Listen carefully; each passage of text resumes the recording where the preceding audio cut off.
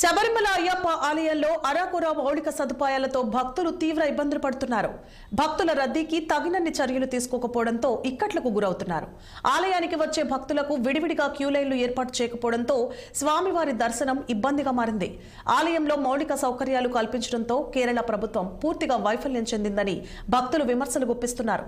వృద్ధులు, చిన్నపిల్లలు, వికలాంగులను ఒకే క్యూ లైన్లో పంపించడంతో నానా ఇబ్బందులు పడుతున్నట్లు వారు చెబుతున్నారు.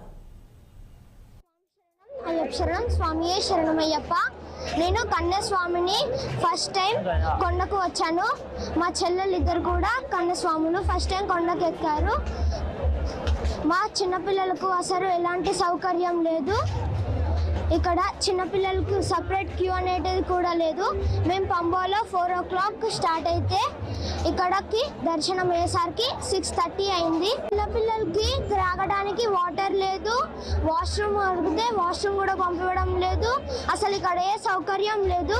చిన్నపిల్లల్ని, పెద్దవాళ్ళని, ముసలి వాళ్ళని అందరినీ ఒకటే దగ్గర గుంపులో లైన్లో దర్శనానికి పంపిస్తున్నారు.